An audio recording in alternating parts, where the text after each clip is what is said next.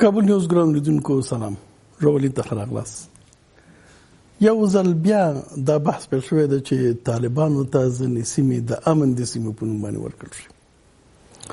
2009 کې دغه بحث شوی و چې ځینې ولایتونه طالبانو ته وسپارل شي. په هغه وخت طالبانو دغه وړاندیز مسترد کړ په همدې خاطر چې دغه احتمال دی چې افغانستان کې اتفاقي راولي تجزیې خاطر هغه د ټول افغانستان خبره کوله. په 2014 کې د چین او امریکا او افغانستان ترمنځ کوم ګډه خبرې چې په هغه کې دغه خبره مطرح شوه چې په داخل د هیواد کې د ځینې سیمې طالبان ته ورکړل شي چې د سولې سیمې په نوم باندې ودرول شي. دغه سیمو یعنی طالبان فرصت پیدا کړي چې د دې سیمو نه حکومت سره خبرې وکړي د سولې یا د خبرو اترو یو ادرس په توګه. یو شمېر کړی دی نه اندېښنې لري، یو تعداد فکر کوي چې دغه رقم سیمې ورکول به د سولې او خبرو اترو لپاره یو زمینه مساعده کړي، یو فضا مناسبه فضا مساعده کړي. نن موږ په دې باندې بحث کوو چې په څه هدف دا کار سره رسیږي. یو ادرس پښته دی، د قطر ادرس شته دی، هغه طالبانو رسمي ادرس دی. د هغې په موجودیت کې دا پیشنهاد څنګه خبره ده؟ د اوربن نه وروسته هم همدغه رقم خبرې تکرار شولې. بعضې قومي مشرانو دغه کوششونه شروع کړي چې بعض سیمې د سولې سیمې په نوم باندې ونوموي چې هلته جنګ نه وي. اوس د پکتیا والي په دې اړه څرګندونې کړې او جاني خیل پیشنهاد شوی چې د سولې سیمې په نوم باندې ونومول شي. نو په دې باندې بحث کوو. په دغه بحث کې موږ سره ملګری دی پوهاند مل اسد وحیدي، لیکوال او ژورنالیست. زموږ بل ملګری دی پوهاند رحیم بیګ یعقوبي، د سولې د عالي شورا غړی. او زموږ دریم ملګری دی ښاغلی حمید الله هوتک، قومي مشر او سیاسي چارواکي. ستړي مشر په خیر راغلی. وحیدي صاحب، مختلف وختونو کې په مختلف شکلونو باندې دا پیشنهادونه شوي دي. 2009 کې امریکایانو وړاندیز کړی چې طالبانو مسترد کړي، بیا په مختلف اوس قومي مشرانو د خوا تاسو په جریان کې هسته یو پیشنهاد دغه چې ځینې سیمې د سولې سیمو په نومونه مول شي چې هلته جګړه نه وي. لیکن څه نور پیشنهادونه هم دي چې ځینې سیمې طالبانو ته ورکړل شي یا د سولې سیمې وي چې هلته طالبانو سره د خبرو اترو زمینه مساعده شي. دا د پکتیا والي چې کوم پیشنهاد کړی دی او دغه خبرې کېږي، دا څه رقم قصه ده؟ کوم پیشنهاد دی دا؟ بسم الله الرحمن الرحیم. ځواک صاحب، په پیل کې تاسو ته، پوهاند صاحب ته، هوتک صاحب محترم ته سلام او احترام وړاندې کوم. لومړی خو یو وضاحت باید موجود وي، هغه دا دی چې دغه څه دغه سره فرق لري چې په وړاندې امریکایانو یا څه وخت مخکې امریکایانو طالبانو ته وړاندیز کړی و، یا څو میاشتې وړاندې د حزب اسلامي مشر ښاغلي حکمتیار دا خبره کړې وه. دا له هغه سره متفاوت ګام دی، ځکه هغه وخت داسې بحث و چې ځینې سیمې په مطلق ډول طالبانو ته پرېښودل کېږي او طالبان به پکې خپله واکمني لري او په هغه سیمه به نه برید کېږي، نه به هلته جګړه کېږي او هلته به طالبان د خوندیتوب احساس کوي، کورنۍ به راولي، بالاخره په هغو سیمو کې خبرې پیدا کړي. ښه، دا څه دي؟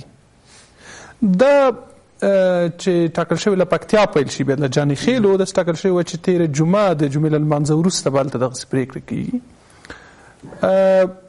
په ظاهره دا کار د ولس لخوا کېږي. ولس په اعلان کې وي چې په ظاهره، او بیا زه تشریح کوم چې ولې په ظاهره داسې اعلان به کېږي چې قومونو اعلان وکړ چې مثلا د جانخیل ولسوالۍ چې ده د امن سیمه اعلان شو. په دې سیمه کې طالب او دولت یو پر بل د برید حق نه لري. هر یو په خپل ځای، هر یو په خپل ځای د خپل نفوذ سیمه بل لري، هلته به خپل پروژې عملي کوي، خو یو پر بل به د جګړې یا پر بل به د برید حق نه لري. یعنی یو ډول کېدای شي دې ته وایي سیمه ییز اوربند، سیمه ییز اوربند ورته وایي. په دې ډول به دا د پکتیا نورو ولسوالیو ته غځېږي او دغسې به دا بیا نورو ولایتونو ته غځېږي. دا کار له هغه وروسته وشو چې ولسمشر د اوربند له ختم وروسته، یعنې د طالبانو له اړخه د اوربند له ختم وروسته د دوشنبې په ورځ د افغانستان له والیانو سره یو ویډیوي کنفرانس درلود. په دغه ویډیوي کنفرانس کې دا خبره وکړه چې تاسو د اوربند د دوام لپاره په سیمه ییزه کچه هڅې وکړي، سیمه ییزې هڅې وکړي، یعنې کېدای شي په یوه سیمه کې اوربند دوام وکړي په بله کې ونه کړي. نو دا هغه پروګرام دی. ښه، ولې پکتیا انتخاب شوه؟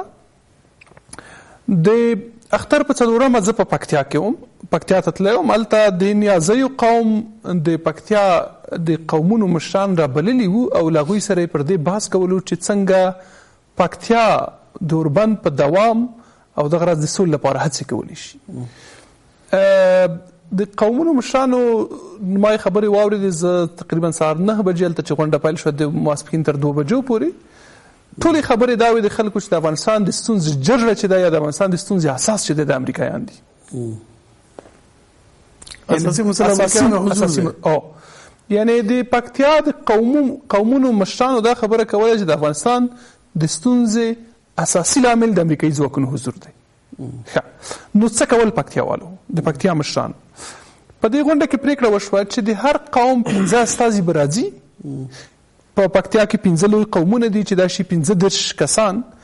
15 کسان به یوه طرحه جوړوي. د دې طرحې پر اساس به هر قوم د خپل په اصطلاح د خپل سیوري په اندازه یا د خپل شمیر په اندازه کسان دغه جوړښت ته ورکوي چې کېدای شي ځینې یو قوم 1000 کسان، بل قوم 2000 کسان، بل قوم 800 کسان، 500 کسان دا ورکړي. دا به څو زره کسانو یو ټولی شي یا کېدای شي 2000 یا 3000 شاوخوا همدومره ټولی شي. ټاکل شوی وه چې دا کسان طالبانو ته ووایي چې تاسو زموږ په سیمه کې جګړه بنده کړئ، موږ د پکتیا په استازیتوب ځو، د افغانستان په استازیتوب ځو، امریکایانو ته وایي چې له افغانستان څخه ووځئ، موږ د امریکې سفارت محاصره کوو، موږ بګرام ته ورځو، ورته وایي چې د افغانستان ملت تاسو نه غواړي، تاسو لاړ شئ. دغه ته د دې دومره ستر کار یو قومي تحرک پیل وو. د یو ځینه فرضاً د یو ولسوالۍ یا یو ولایت محدوده کې دا ممکنه ده. دا تحرک له پکتیا نه پیل شوی وو، ټاکل شوی وو دویمه غونډه په لوګر کې وشي، په خوست کې وشي، په پکتیکا کې وشي. په قومي اساس په ولایتونو کې دغسې یو څه رامنځته شي، په امریکایانو یو واقعي فشار راشي. اوس څه وشول؟ په سبا یې غونډه وشوه، هغه 15 کسان جوړ شول، همدغسې په قومونو کې کار پیل شو. حکومت چې کله متوجه شو امریکایان چې دلته دغسې یو معامله روانه ده، راغله په هغه قومونو کې بې اتفاقي واچوله، مداخله یې پکې وکړه او دغسې معامله یې جوړه کړه چې ځینې کسان یې پوه کړل چې راشه د طرحه په بل رقم واړوه او د امریکایانو نه یې مخ واړوه. یوازې ما ولسوالي په ولسوالۍ کې د اوربند اعلانېږي، په دې ډول به امریکایان له فشار څخه خلاص وي. قومي پرېکړو فیصله اختطاف شوی شکل دی. دا د پکتیا والي چې څه وایي دا فقط کې هغه د ولسي حرکت اختطاف دی. دا دوی هغه ولسي حرکت چې ټاکل شوی وای یو واقعي فشار په امریکایانو راوستلی وای د افغانستان د سولې او ثبات لپاره، او دا حرکت سراسري شوی د افغانستان نور قومونه، نور ولایتونه پکې ګډ شوي وای. هغه باندې حکومت یو کودتا وکړه. هماغه څه چې نیکولسن پر طالبانو مذهبي او ولسي فشار یاد کړی و د هغو لپاره دغه هڅه کوي. له وړاندې معلومه ده چې طالبان د دې پرېکړې خلاف دي، ځکه طالبان موقع په دې اړه روښانه دی، ردوي نه مني، دغه اوربند د سیمه ییز اوربند هم نه مني. نو نتیجه به څه کېږي؟ نتیجه به دا کېږي چې قوم به د طالبانو پر ضد په اصطلاح وسله اخلي. نو بیرته هماغه افغانان دي چې له افغانانو سره جنګول کېږي. دا هماغه طرحه ده، نه د سولې سبب کېږي، نه د امنیت سبب کېږي او نه افغانستان خوندي کولی شي. نو ګورئ تاسو مخکې ویل سره دی چې فرق لري دا ټولې طرحې 2009 کې چې امریکایانو کومه وړاندې کړې وه، حکمتیار چې کومه طرحه وړاندې کړې دا نورې دي. لیکن یو شی چې ټولو کې مشترک دی، ګرچې دا خبره د اوربند ده، لیکن مخکینی ټولو طرحو کې طالبانو ته د سیمو ورکول دي او تقریبا تر اوسه پورې طالبانو موافقه نه ده ښودلې دي خبرې سره. پخوانۍ طرحو سره یې نه وکړه، دې سره یې نه ده کړې. په دې کې فقط یو باریکي د طالبانو ته سیمه نه ورکوي. په یوه سیمه کې چې حکومت هم د طالب یو پر بل برید نه کوي. خو دا خو ناکامه شوه، اختطاف شو دا طرحه که نه. نو هغې طرحې نه هدف څه دی؟ ځکه چې د 2009 نه تر اوسه پورې همدغسې دغه 2014 کې د امریکا او چین او د افغان حکومت په خبراتو کې هم دغه مسله مطرح ده. په دې وروسته خبرې کوو چې د هغې طرحې هدف څه دی. دا خو چې اختطاف شلله دا پاتې شلله. جناب یعقوبی صاحب، شورای عالی صلح در جریان است، چیزی که خب طرحهای مختلفه که بعضی مناطق به طالبان داده میشه یا مناطق امن خوانده میشه، یا شورای عالی صلح در جریان است یا نه؟ بسم الله الرحمن الرحیم. با تشکر از همکارهایی که اینجا همراه ما هستن، جناب تقسیم جنابی برادری ما و شما، با تشکر از همکارهای تکنیکیتون و سلام با بینندگان عزیز.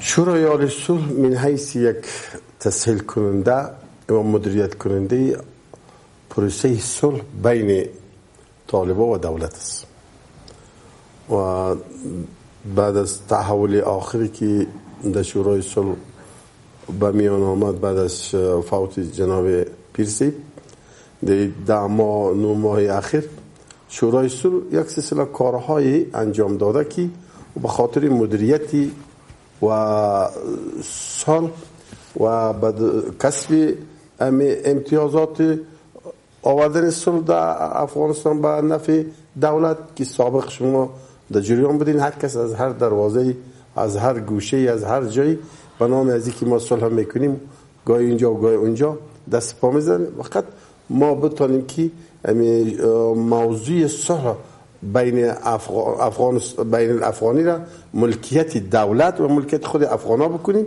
و با مدیریت خود افغانا صورت بگیره. این تلاش ها را در درست، یعنی ما سر چی بحث نمیکنیم. ما یک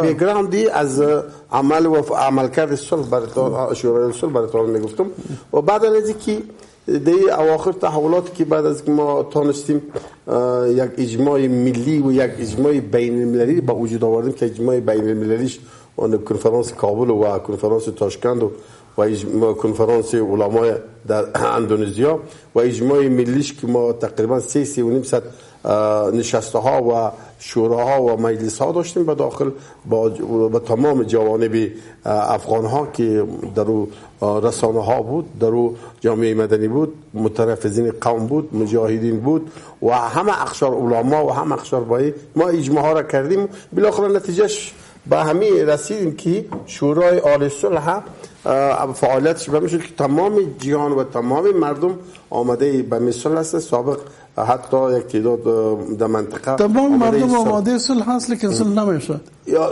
صلح و صلح مسئله این است که در یک روز، در یک ساعت و در یک ماه، در 10 ماه بعد افغانستان ببخشید من سوال مشخصی به این بود که همه پیشنهاداتی که به نام واگذاری مناطق امن شورا در جریان است یا نه؟ چرا نه؟ ما همه موضوعات تحت مدیریت و کنترل ما مردم است و یکی یک والی یا یکی یک رهبر سیاسی یا یکی یک کسی یک پیشنهاد میکنه، پیشنهادهای خودشان است، پیشنهادهای مربوط به او است. توالی ما کدام پیشنهادی از طرف شورای عالی صلح که میانجیگری بین دو طرف که میکنه، بین دولت و بین طالب ها و که یک بنیاد رسمی دولت به سطح خود دولت، به سطح منطقه، به سطح جهانی شناخته شده و ما تا هنوز موضوعات پیشنهاد هم نکردیم و با ما پیشنهاد هم نشده و اگر پیشنهاد شده از طرف طالب چرا رئیس جمهور با والی ها صحبت میکنه؟ رئیس جمهور دولت است، در رأس دولت قرار داره، رئیس جمهور در رأس دولت قرار داره، دولت اداره و کنترلش به دستش است و والیا یکی از مامورین دولت چیز رئیس جمهور است. گفتم ما یک تسهیل کننده و مدیریت کننده پروسه و عملیه صلح بین دولت و بین طالب هستیم و با ما تا هنوز پیشنهاد از طرف مخالفین دولت یا خود دولت هم صورت نگرفته که ما در سر از فکر بکنیم و ما آمده هستیم برای طالب ها در هر نقطه جهان، در هر نقطه افغانستان، در هر جای با واسطه با هر کسی میخواهند جای دفتری داشته باشن و میخواهند مسئولیتی به خود حس کنن، ما آمده هستیم همراه طالبا همکاری بکنیم در این راستا بین دولت و بین طالبا. این آمدگی را شورای عالی صلح داره، هیچ مشکل نداره. شما آماده هستین لیکن رئیس جمهور بدون از اینکه با شما مشوره صورت بگیره، بدون از اینکه شما در جریان باشین، یک پیشنهاد که با والیا مطرح میشه به نام مناطق امن شورای عالی صلح هیچ خبر ندارم. گفتم نه ما خبر داریم. گفتم پیشتر حکمتیار، ما خودم در یک مجلس به همراه حکمتیار برای دیدن رهبرای سیاسی همراه خلیل صاحب خپلواک صاحب هم در رفتیم. حکمتیار تقریبا 4 ماه 5 ماه پیشتر پیشنهادش در ماه هوت هم قدرها بود، پیشنهادش همی بود و ما میگم که این پیشنهاد ممکن یک کسی از دولت یا والی یا کسی از قومها اقوام این کارا بکنه، این فعالیت های مردم و دولت است. اما از طرف خود شورای عالی صلح، از کمیته شورای عالی صلح تا هنوز کدام تصمیمی گرفته نشده در این باره و هم کدام پیشنهاد صورت نگرفته.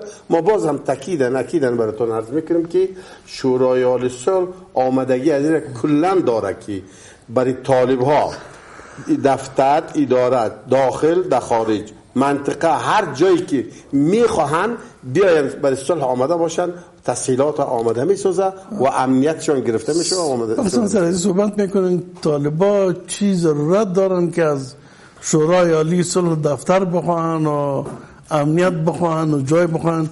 در قطر جای هم دارن، دفتر هم دارن، امنیتشان و همه چیزشان همون جا اگر بخوام طالبا اجازه بده دارن دیگه. گپی ما چیست؟ ما گفتم، ما پیشتر قید نکردم که در هر نقطه جهان گفتم، پیشتر براتون واضح گفتم کلمه را با فارسی با پشتو میگم، په هر ځای کې په هر منطقه کې د هر چا په وساطت طالبان چې اوغوالی مونږ سره مذاکره وکړي، مونږ آمادگی لرو هغوی سره. نه خو سوال میست که دارن، یعنی یک چیزی که دارن باز اون رو پیشنهاد کردن یعنی چی؟ نه کیدا شي زما خبره وبرئ، کیدا شي طالبان په قطر کې هغه د مذاکره ونه وکړي، ابل ځای کې وکړي، کیدا شي یو د دریم ځای وټاکل شي یا درې ځلګي کسي چې دغه وساطت کې یو مملکت لکه چې تاشکند اوس هغه کړی ده کنه، پیشنهاد کړی د کیدا شي د کوربه او شالته د صلح لپاره، او کیدا شي یو بل ځای یا بل زما مقصد، زما مطلب دا ده، زمون په دې کې کوم قید قیود نشته او کوم محدودیت او هغه نشته چې کوم ځای کې وي او کوم چا سره وساطت د قوم سره غوږ نیسي، د قوم سره وي او کوم والی کولای شي د تسهیلات راولي د په منطقه په حساب کې صلح راولي او په زمون مطلب د صلح راوستل ده. همین با مطلب سی چیز همین اصطلاحات فارسی با اسکی ما مقصدی ما سی بزرگ که از درخت بید باشه صلح میخواهیم ولی تشکر از مهمی است که ای سه از بید به دست میاد، یعنی پسان سری صحبت پسان صحبت بکنیم. تشکر، بخیر باشید. یک دو موضوع را میخواستم پسان صحبت بکنیم ولی وقتی با خلاص است. تشکر. اوتک صاحب دغه جریانونه د اوربن روس رامنځته شول، دغه عمده اوس په قندوز کې عملیات روان دي، یو طرفه اوربن دی، اوربن چې سره رقم رامنځته شو او سره رقم بیرته جګړې خواته لاړل، دغه نه وروسته دغه حرکتونه آیا سولې خواته ونګه بیایي که نه؟ بسم الله الرحمن الرحیم. زواک صاحب تاسو ته، ښاغلي یعقوبي صاحب ته، ښاغلي استاذ وحیدي صاحب ته سلامونه نیکیلي وړاندې کوم، د کابل نیوز ټلویزیون ټولو لیدونکو ته. زواک صاحب محترم، مهمه خبره خدا ده چې د افغانستان ولسونه ډېر سولې ته تږي او لیوال دي، په دې کې شک نشته د ډېره وخته څخه. دا چې تا یعقوبي صاحب راګرځولی دی چې صلح صلح صلح، د صلح دفتر یا د صلح شورا دی یو دولتي نهاد دی. دولتي نهاد هیڅ وخت نشي کولای چې دې ځای ته راځو، دا خو به سره سپینو دلایل به ووایو، د افغانستان ولس ته به دا پرېکړه پرېږدو، خپل دلایل لري، زه خپل دلایل لرم، دا چا خپل نظر دی، پرېکړه به ولس کوي چې آیا د افغانستان د تاریخ په اوږدو کې هر قوم په هر ژبه چې دلته غږیږي په دې جغرافیه کې ټول افغانان دي، په هر قوم کې ستونزې، مشکلات، جنګونه، حتی تر مړو پورې دا مسلې رسېدلې دي. دواړه هغه جانبین چې دواړه په سنګرو کې ناست وي یا دواړه په سنګرو کې کښېنستلي دي، د هغو په خپله صلح کړې ده تر اوسه پورې د افغانستان په تاریخ کې. ما ته د یو څوک راوښیي د یعقوبي صاحب په شمول باندې، موږ په د سولې په شورا کې چې هر ورور، هر مشر، هر استاذ، هر عالم دلته لري 15 روپۍ معاش اخلي، پر دوی موږ هیڅ انتقاد نه لرو. اصلا د دینیات پر جوړښت باندې زموږ انتقاد دی، شخصا زما په خپله صرف تر دې تیره چې د افغانستان د بیت المال پیسې آډر لاړې سي او مصرف سي، بل د سولې د شورا په دا څو کلونو کې چې ور راباني صاحب، بیا د راباني صاحب خدای دې وبخښي دغه ودې خواته پیر صاحب، بیا خدای دې وبخښي دغه ودې خواته خلیلي صاحب. ستاسو مطلب دا ده چې سوله علی شورا هیڅ فایده نه لري؟ صحیح، فایده لري که نه لري هغه بل بحث دی، لیکن دغه کم جریانات چې اوربن وشو او د اوربن نه وروسته بیرته جګړه شروع شوله، دلته حکومت چې دغه موضوع سره رقم برخورد وکړو او اوس لکه وحیدي صاحب چې خبره وکړه چې د قومونو د خوا نه یو پیشنهاد د رامنځته شوی او د یو سیمه ییز اوربن هغه اختطاف شو، د حکومت دغه سیاستونه او دغه کارونه افغانستان سولې خواته بیایي که نه؟ دا ټول رفت سره لري. زه راتلل مهم سوال پوښتنه خو هم دغه ده، سولې بیچارهګانو شورا باندې هغه زه نور غږېدل هم نه غواړم، هغه خپلې 15 روپۍ دي هر رقم چې استعمالوي د دوی بلا دې واخلي، خو یو نیت جوړ دی دا چې خوله یې ور بنده کړې ده، پر دې د افغانستان ولس ټول غږېدلی دی او بار بار باندې خبر هم دی چې هغو تر اوسه د سولې دپاره هیڅ دا د دوی د وس خبر اصلا نه ده. دوی ما اورېدلي دي د سولې د شورا د ویان د خوا څخه یا د اکرم خپلواکه څخه، زه ورسره کښېنستلی یم 2-3 واره چې حکمتیار صاحب موږ حکمتیار صاحب په 10 کاله نور هم ملاقته راوستلی وی، حکمتیار صاحب اصلا د امنیت شورا راوستلی، اصلا امریکا راوستلی، اصلا ولسمشري زمانۍ هغه ډېره غټه لوبه ده، هلته به نه ځو سره. دلته مسله چیرې ده؟ دا ستا سوال ته راځم. دلته په افغانستان کې جګړه بهرنۍ ده، په دې د افغانستان ماشوم هم پوهېږي، ټول پوهېږي چې دا بهرنۍ ده. دلته یوه ډله دواړې جنګي ډلې چې یو حکومت دی یو د طالب لوری دی، متاسفانه چې نه حکومت خپلواکي لري او نه ژمن دی سولې ته، او متاسفانه نه طالب خپلواکي لري او نه هم کولی سي. که خپلواکي وه ولس ته راځم، ملت ته راځم، په سنګر کې هلته چې ناست دی او دلته چې ناست دی، دلته د ملي اردو په جامه کې زموږ بچان دي، هلته د طالب په جامه کې زموږ بچان اولادونه او ټول افغانان دي. دلته خلکو ولیدله چې ټول افغانانو دغه ولایت اوسېدونکي وه. دلته د طالب پر نامه چې څوک ټیکهداري کوي، په قطر کې ناست دی، په کراچي کې ناست دی، په لاهور کې ناست دی، په ترکیه کې ناست دی، په دوبۍ کې ناست دی، په کابل کې ناست و. دا اوس ما ورته ګورو، نومان یې نه غواړم چې ووایم، 10 پانتونه لري، 5 بلډنګونه لري، 3 زرې موټران لري. دا ډېر غټ جوور باس دی چې سړی وکړي. اصلا حقیقت د ملت درد زما په زړه کې دی، د دوی په زړه کې نسته. هغه طالب چې په هیڅ شي نه دی خبر، چې د اسلام دشمنانو د افغانستان دشمنانو انګیزې ورکړي وي، هغه نن ټوله جهان ولیدله چې ملي اردو هغه مچي هغه دغه مچي او تر سترګو یې اوښکې بهیږي، او خپل په خاورو کې، خپل په وطن کې، خپل په سرکو کې، خپل په جارو کې، هغه طبي حالات دا دی. دلته اوس ګټه چا کړې ده؟ تاوان چا کړی؟ تاوان ملت، وژل کېږي ملت. د طالب په جامه کې هم ملت افغانۍ دی، د افغانستان بچی دی، دا تاجک ستا، دا ازبک ستا، پشهی ستا، نورستاني ستا، ټول ستا. دلته د ملي اردو په جامه کې چې دی دا هم زموږ بچان دي، د افغانستان بچان دي. دلته نور زه فکر کوم دنیاوالو ته دغه جګړه بې مفهومه ده، نور د افغانستان جګړه. تاسو مهمه خبره وکړله، مهمه خبره هم دا وکړله چې نه طالب واک لري او نه د حکومت واک لري، نو دوه داسې جنګیالۍ ډلې چې د دې جګړې واک د دوی سره نشته دی. موږ ناستې د هغې ترمنځ د سولې خبره کوو، دا سولې خبره کېږي که نه کېږي یو دمه لرو، د هغې نه وروسته په دې باندې خبره کوو چې صحیح ده، بېرته په تا باندې راشو، خو صحیح ده چې نو بیا سوله څنګه راتلی شي. یوه لنډه دمه